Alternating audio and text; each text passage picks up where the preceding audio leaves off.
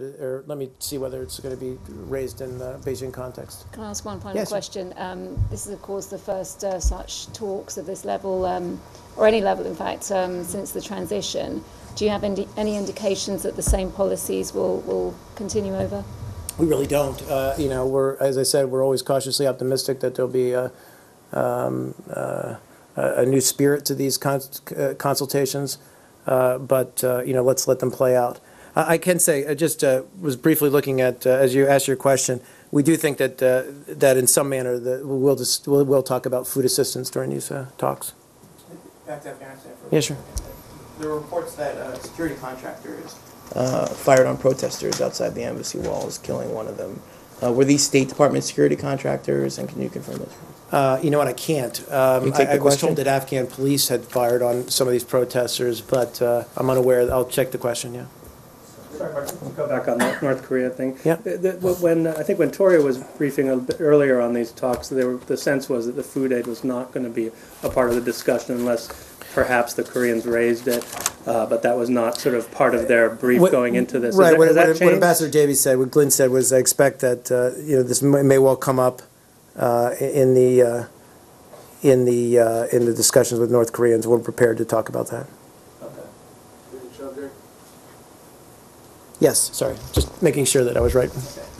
And I can share this with you as well. Former Nigerian President Obasanjo is in Senegal today. Are you optimistic that his visit could help to ease tensions there between the incumbent president and opposition parties? And more specifically, does the U.S. have a message for Senegal's opposition parties who've threatened to resort to violence if they don't win elections this weekend? Well, I think by your second part of your question, I'll answer first, is that we would call on all Senegalese to participate peacefully and actively in the political process. And we certainly urge the Senegalese government to build on its already very strong democratic tradition by ensuring that the electoral process is free, fair, transparent, and inclusive. We certainly condemn the use of any violence or the threat of violence. And we also would ask that the government and security forces show restraint and honor the Senegalese people's freedoms of peaceful assembly and peaceful expression. I think we are, as I mentioned before, Senegal does have a very strong democratic tradition. We do believe that these kinds of election monitors can help play a very useful role. I believe that this visit has been welcomed by the Senegalese government, Senegalese president. So I think we would hope that the violence comes to an end and that at least the elections are peaceful. Have we done anything differently towards Senegal in supporting the freedom of the election since the meltdown, might be too strong of a word, in the Congo with elections months ago? Well, we're obviously observing the elections. We've allocated $850,000 to train 1,000 independent election observers for Senegal's presidential elections, as well as the upcoming parliamentary polls, and that these observers have been funded through our U.S. Agency for International Development programs on the ground. And again, as you know, we've talked about elsewhere, these programs are to support free, fair, transparent elections. They're not in any way to support one political party or ideology over any other. Yeah. Quick question back to Iran for a second. Yeah, there sure. are reports out that the mother of the detained Iranian American, Mr. Hekmati, was able to meet with him last month. Are you able to confirm that and speak to any role that the Swiss might have played in facilitating visits? I am aware of reports that Mrs. Hekmati did travel to Iran to visit her son. We've obviously provided all appropriate consular support and assistance to the family. We've remained in contact with them since Mr. Hekmati was detained last year. We can't really discuss it in any greater detail because of Privacy Act considerations. But it's just to speak more broadly. We continue to seek to have consular access to Mr. Hekmati. I believe now we've requested through our Swiss Protecting Power, October 25th, November 30th, December 24th, January 10th, and January 13th.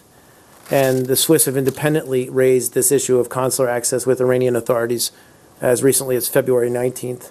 So we continue to press to have access to him as an American citizen. Does that mean all of those times We've there been was no denied. response? Yeah, we've Okay. not gotten a positive response from the Iranian authorities. Speaking of democracy promotion, it appears that the NGO workers in Egypt will start their trial on Sunday. What is the U.S. government doing to help them, and is there any possibility 4 days out of trying to resolve this situation with the Egyptian government? Well, I would just answer by saying, I don't have anything new to report on our efforts, but we, of course, remain very much engaged with Egyptian authorities to seek a resolution as soon as possible to these individuals' situation. Will the embassy let them leave will they leave the embassy to go to their own trials, or will they stay? Again, as we get closer, and I realize it's fast approaching, we'll have more details. But I think right now we continue to engage with Egyptian authorities to seek a quicker resolution. Yeah, in the back. On Japan? Sure. Excuse me. Assistant Secretary Shapiro today is meeting with Japanese Ministry of Defense Director General Hideo Suzuki. What is the purpose of this meeting? I'm not sure. I'll have to take the question. You said, I coughed when you mentioned the first. Assistant Secretary Shapiro with Japanese Ministry of Defense Director General Hideo Suzuki. I'm sure it's in some manner to talk about our defense cooperation, but I don't have any more details. I'll try to get There's a Japanese delegation in town. I think they started yesterday. Yesterday and today they're having meetings with state and DoD. and I'll get a readout for you. I promise. Okay, thank you. Is that it? Is that it? One more in the back? Yeah, Pakistan. Yeah. Yeah. Any updates on upcoming meeting between Pakistani Foreign Minister and Secretary of State Hillary Clinton? I think they Do do you plan to confirm meet their tomorrow in the margins of the, in London, in the Yeah. margins of the Somalia conference. What are they going to discuss? A lot of things, clearly. Can you- I mean, look, I don't want to get out ahead of this, but, obviously we've got a lot of things to discuss with our Pakistani friends. And, our goal remains to put this relationship back on track, to try to put some of the problems that we have had in the relationship, some of the challenges behind us, and move productively forward. Was the relationship last on track? Is that it? Or is that the question? Thanks, guys.